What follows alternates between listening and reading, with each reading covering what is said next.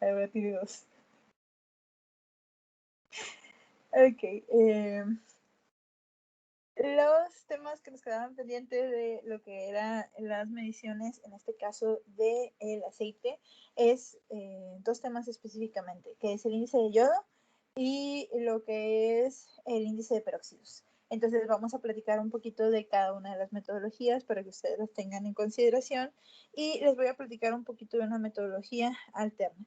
Esta metodología no entra dentro de las explicaciones de aceite, pero me gustaría que pues la escucharan o más o menos supieran cómo se puede generar, porque algún día tal vez a ustedes les toque hacer ese tipo de pruebas, entonces uno nunca sabe.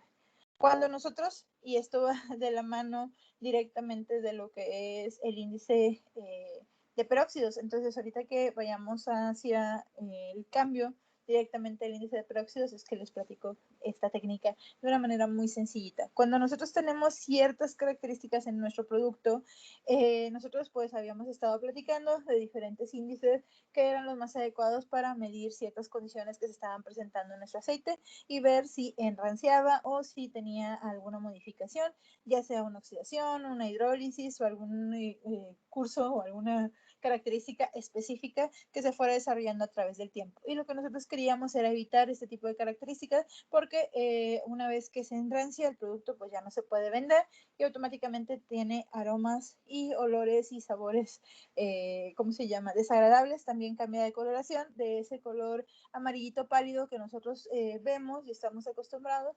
Buenas tardes, Saraí, a un amarillo más color naranja, casi color tirándole a ladrillo, muy parecido al fondo que nosotros estamos viendo en la diapositiva. Este tipo de coloraciones en transparente no se hacen opacas a menos que tengamos esta parte de la saponificación, pero es muy notorio que nosotros ya tenemos un producto que ha pasado a mejor vida. Ya es un producto que terminó con su vida útil y que ya no lo deberíamos de consumir porque nos podemos enfermar y aparte vas a ver excesivamente feo. Entonces el índice de yodo nos va a indicar el número de insaturaciones que nosotros podemos tener de lo que son nuestros ácidos grasos, que nos va a indicar específicamente estas insaturaciones, cómo es que nosotros lo vamos a catalogar.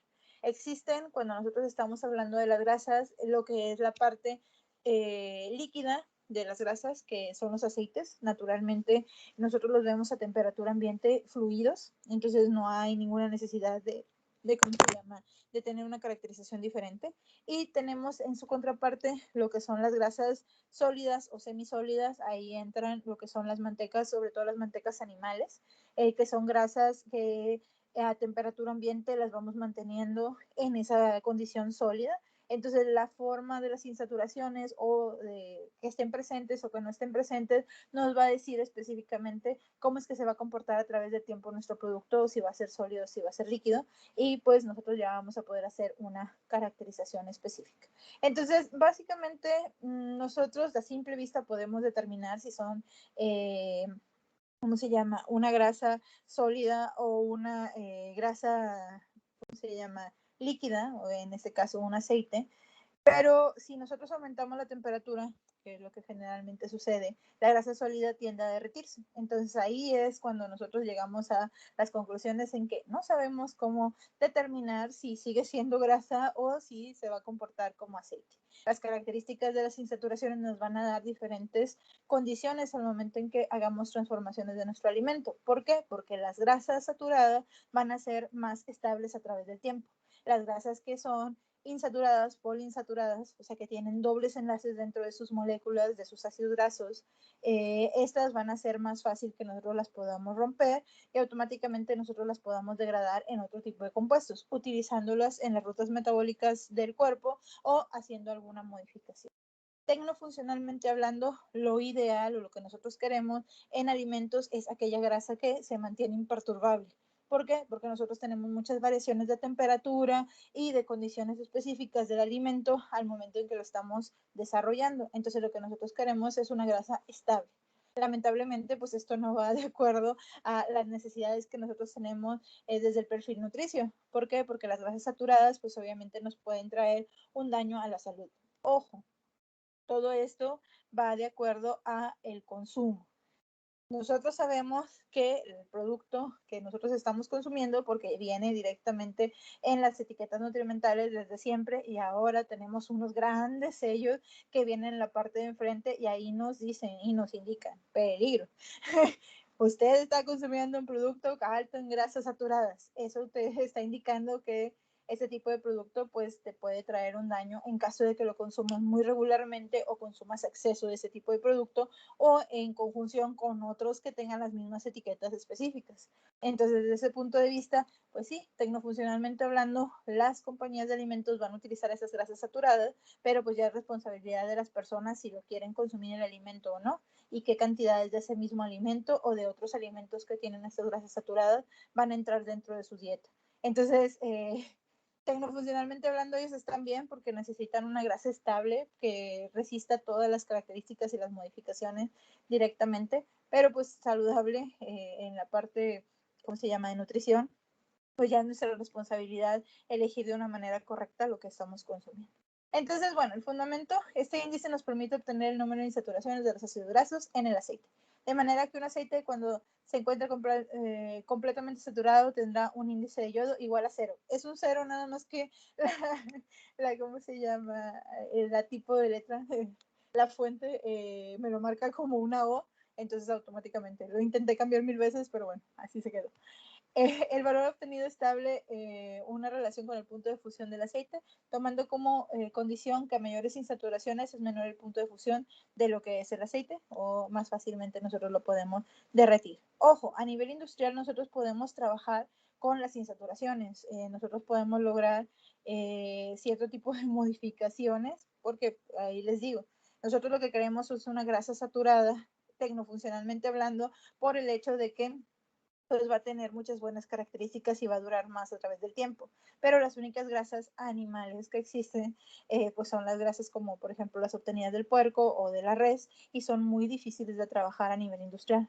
Entonces, desde ese punto de vista, nosotros tenemos que recurrir y socorrernos de otro tipo de grasas. Y aquí es donde nosotros generamos los procesos de hidrogenación, las mantecas vegetales que nosotros conocemos. Normalmente existen muchas marcas en el mercado que han acompañado a los mexicanos por mucho tiempo. Entonces, estas mantecas vegetales que nosotros las vemos ahí son mantecas hidrogenadas. O sea, estos eran aceites que nosotros hicimos un cambio específicamente para que se comportaran como grasas. Entonces, automáticamente mediante la hidrogenación, nosotros hicimos esa modificación en las insaturaciones, o sea, los dobles enlaces que teníamos dentro de nuestro aceite, naturalmente hablando, y lo convertimos en esta grasa sólida, en este semisólido que nosotros estamos viendo. Entonces, desde ese punto de vista, esas grasas vegetales pues van a tener una estabilidad muchísimo más grande a través del tiempo. Y ojo, pues también tienen sus deméritos específicamente porque, pues no sé si han visto toda la controversia que existen de los ácidos grasos trans, pues muchas de los ácidos grasos que se van generando dentro de lo que es esta parte donde nosotros estamos haciendo la hidrogenación de nuestros aceites, pues van hacia los ácidos grasos trans. ¿Por qué? Porque nosotros estamos hidrogenando y los ácidos grasos trans o la forma trans de donde se acoplan. Recuerden, no es la forma, sí, la forma trans aplica para la mayor parte de las moléculas que tengan una manera de rotar directamente entre sus ejes al momento en que se generan enlaces. Pueden ser enlaces peptídicos, se pueden ser, ¿cómo se llama?, puentes de hidrógeno, un montón de cosas. Entonces, desde ese punto, nosotros tenemos que si los radicales de la molécula están uno en un plano y el otro en el otro por encima, son trans, y si los dos están en el mismo plano son cis. Entonces las cualidades del cis es que son más reactivas y las cualidades del trans o el acomodo de ese tipo de moléculas en esa modalidad, que en un plano quedan el grupo reactivo de lo que es la molécula y en el otro plano el otro grupo reactivo, automáticamente nos da estabilidad a través del tiempo. Entonces ahí, pues esa es la particularidad que tenemos con las mantecas vegetales, que se estabilizan de esa manera y pues ahí vienen todas las implicaciones de salud y de todo lo demás. Pero bueno, dejando de lado eso, que nosotros podemos ir manejando, el índice de yodo nos va a detener o a detectar en estas grasas que nosotros ya derretimos, ya sea una manteca vegetal que nosotros hayamos generado o una manteca animal que nosotros hayamos obtenido, que ya también más o menos les platiqué, o el aceite que tenemos, que todos estén fluidos, pues con el índice de yodo nosotros vamos a poder detectar y determinar cuál es cuál. Entonces, de una manera muy sencillita. Existen diferentes metodologías. Por ejemplo, está el método de Kaufman, que utiliza un exceso medido de lo que es bromo en metanol para halogenar, y para los que no recuerden qué es halogenar, lo puse entre paréntesis, que es la liberación de radicales libres sustituyendo un hidrógeno por el halógeno. En este caso, el halógeno es el bromo en lo que es la grasa. Definitivamente lo que vamos a hacer es que vamos a generar esos radicales libres o estos ácidos grasos que nosotros necesitamos liberar para poder ver cuáles son los enlaces que se podían romper. Recuerden que cuando tenemos dobles enlaces son los más fáciles en que nosotros podemos estar haciendo rompimientos. Las grasas saturadas van a durar más a través del tiempo porque va a ser más difícil que nosotros irrumpamos en esos enlaces que los van manteniendo en sus condiciones. Entonces, desde este punto de vista, pues es muy fácil. Con el añadido de ciertos químicos, pues nosotros vamos a romper esas insaturaciones y pues la vamos a medir. Automáticamente podemos decir, bueno, no tenemos un índice de yodo muy bajo o tenemos un índice de yodo muy alto y va a estar relativamente en cuántas insaturaciones podemos romper o si es que no se rompió ninguna porque no existía. Entonces ahí es donde nosotros vamos viendo la medición y es como podemos decidir cuántos tienen en cada uno. Entonces el exceso de halógeno que se adicionó a los dobles enlaces se reduce frente a una solución de yodo de potasio y el yodo resultante se retrovalora con una solución normalizada de tiosulfato de sodio. No simplemente hacemos lo que es una titulación con tiosulfato y automáticamente podemos obtener lo que son los resultados. Y aquí más o menos para que ustedes puedan ver la química asociada en lo que les acabo de mencionar, para que ustedes ahí tengan la visión de cómo se están moviendo directamente, pues en este caso los componentes dentro de las ecuaciones que nosotros pudiéramos ver o en este caso de nuestros ácidos. Existe otra metodología, que es la metodología que les pedí de tarea, que es la metodología de WIJS, WIJS. En este caso nosotros vamos a utilizar una solución, en vez del bromo, nosotros vamos a usar una solución de cloruro de yodo en ácido acético glacial. Entonces ahí es donde nosotros vamos a empezar a generar un cambio específico. Entonces se hace reaccionar la grasa con un exceso medido de lo que es el cloruro de yodo y pues este nos va, ¿cómo se llama? Va a empezar a reaccionar con lo que son los dobles enlaces. El cloruro de yodo que no reaccionó con los dobles enlaces se va a reducir a yodo reactivo y el yodo resultante, ¿cómo se llama? Se va a reducir con yodo reactivo para que nosotros podamos neutralizar lo que es la situación en este caso y el yodo resultante simplemente lo vamos a valorar con una solución de tiosulfato de sodio. Hay modificaciones y va a haber algunas características, ustedes van a ver que hay técnicas un poco más establecidas para medir lo que es el índice de yodo por el método de WIJS.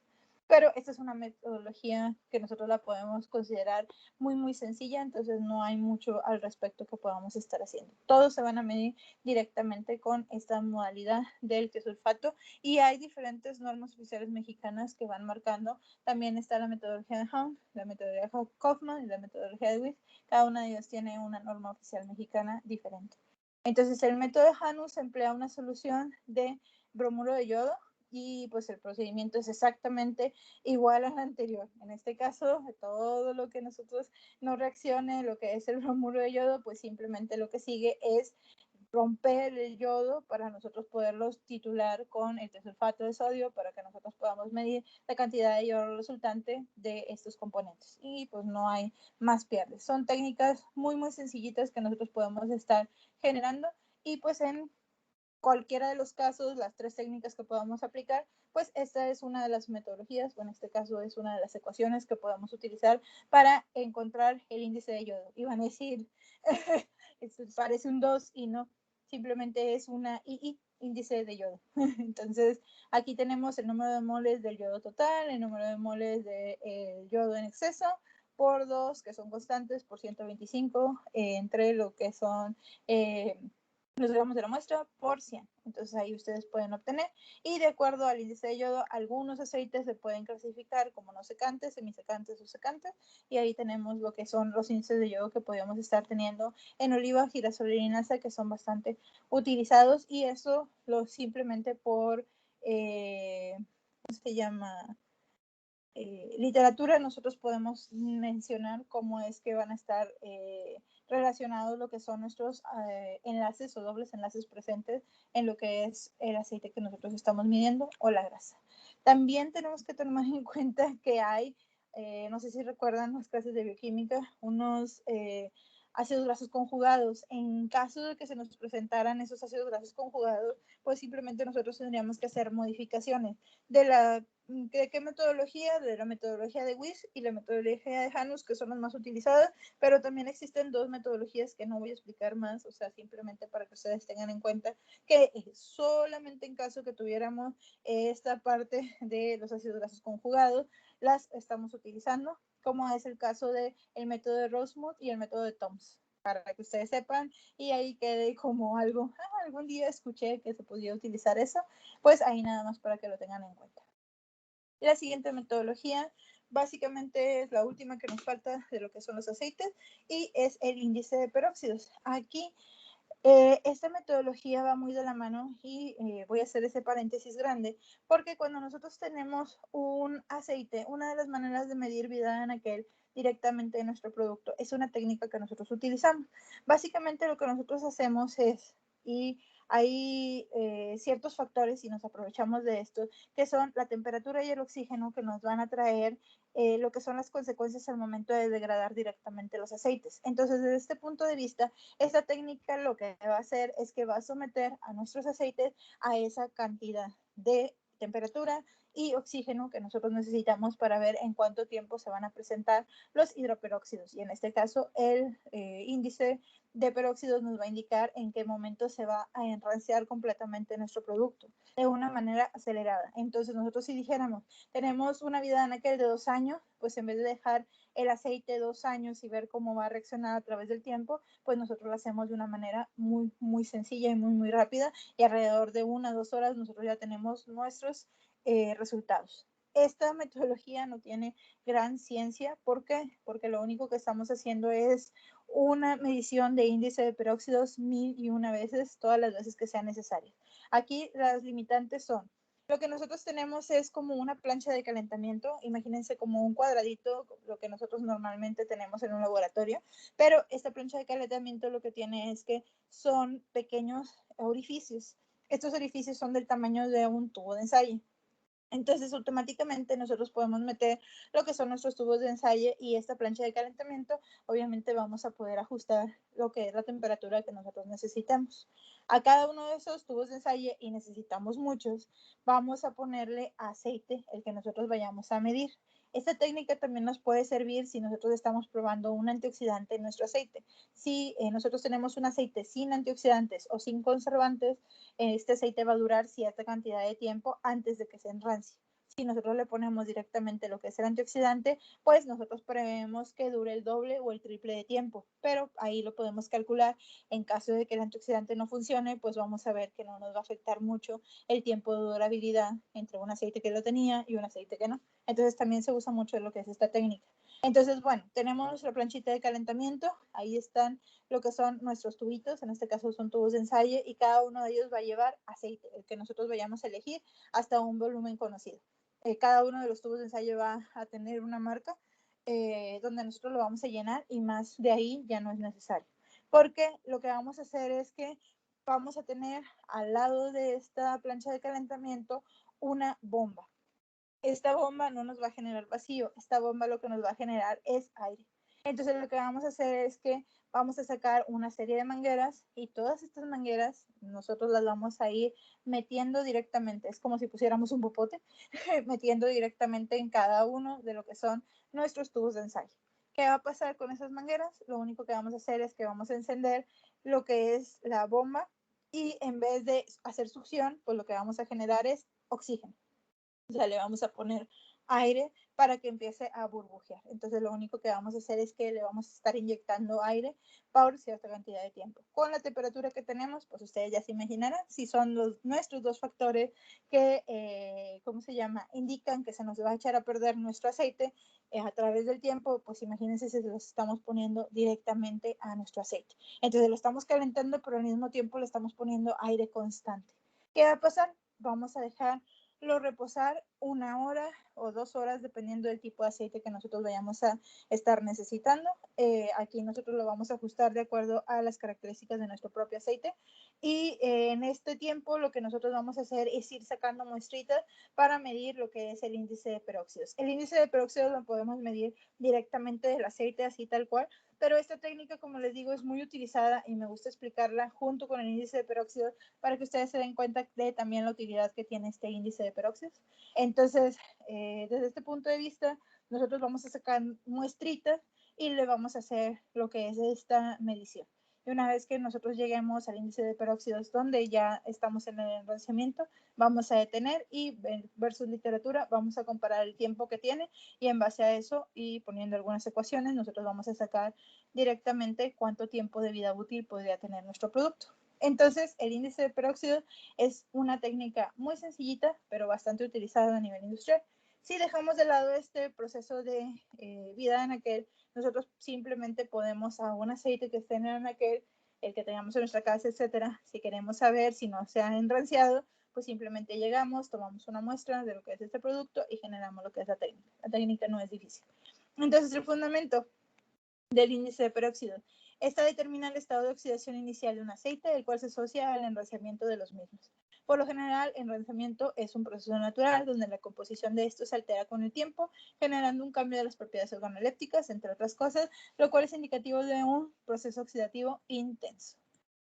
El enraciamiento puede ser por hidrólisis o por oxidación. Cuando se dice que es por hidrólisis, los acilglicéridos de los aceites se hidrolizan liberando ácidos grasos y glicerina. Pero cuando es por oxidación, el proceso consiste en la incorporación de oxígeno en el doble enlace del ácido graso insaturado, ya sea libre o incorporado un acilglicérido para formar peróxidos e hidroperóxidos. Entonces, desde este punto, si nosotros estamos hablando del enraciamiento por hidrólisis, era aquel que habíamos visto que venía directamente relacionado con el agua que pudiera estar en contacto o en este caso el hidrógeno que pudiera estar en contacto con nuestro producto.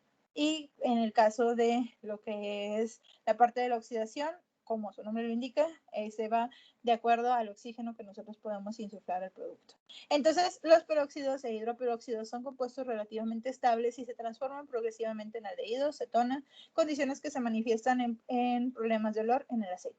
La velocidad de oxidación aumenta por el incremento de la temperatura a través de la exposición del oxígeno del aire, la presencia de luz, contacto con materiales preoxidantes como latón, cobre, bronce, etcétera, además de procesos de fritura que van a favorecer este tipo de ¿cómo se llama? Generación de peróxidos y hidroperóxidos. Dentro de la industria de los alimentos, la fritura es bastante utilizada para muchos productos. Entonces, para nosotros es muy importante que nosotros estemos pendientes de cómo va a ir reaccionando o cómo se va a ir generando a través del tiempo el manejo de nuestro aceite, porque pues es un recurso valioso en el sentido de que pues nos va a costar caro estar haciendo el recambio. Además tenemos que lavar y es un montón de cosas y pues el aceite es un contaminante, entonces es difícil que nos podamos deshacer de él.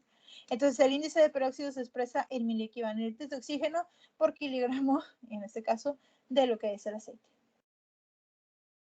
La metodología consiste en colocar 5 gramos de muestra, el aceite, se añade la solución preparada de ácido acético cloroformo en proporciones específicas, cada una de ellas.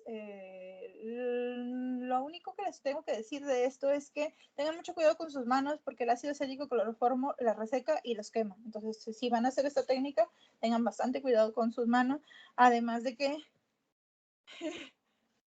huele muy fuerte.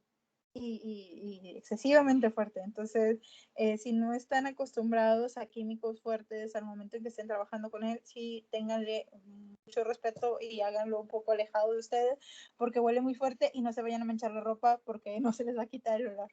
De por sí el cloroformo es fuerte, con ácido acético que es vinagre en conjunto, o sea que el ácido acético huele a vinagre y en conjunto con el cloroformo, una reacción bastante poderosa en olor. Entonces tengan mucho cuidado al momento en que estén generando eso.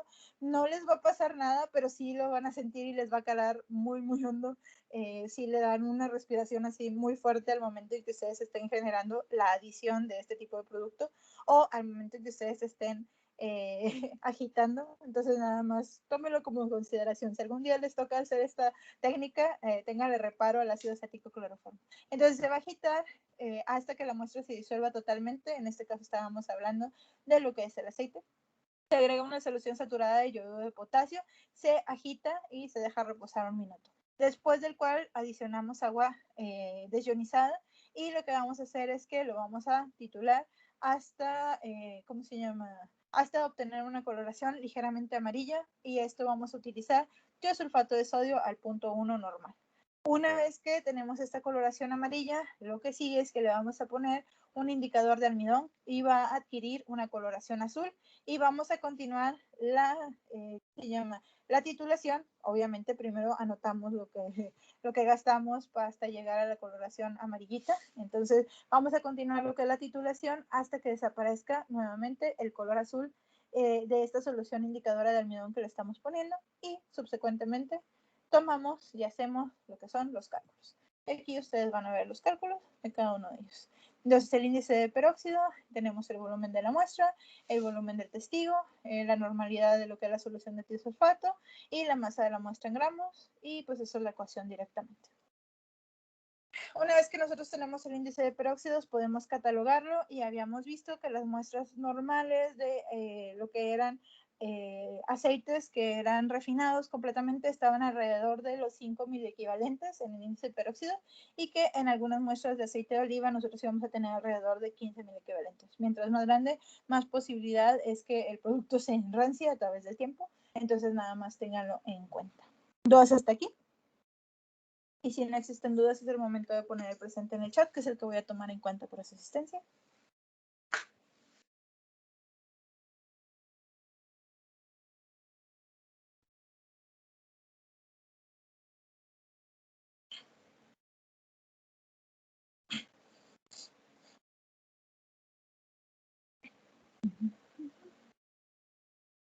Gracias, Evelyn. Presentes. Excelente. Entonces voy a, ¿cómo se llama? Voy a terminar lo que es la grabación de la sesión.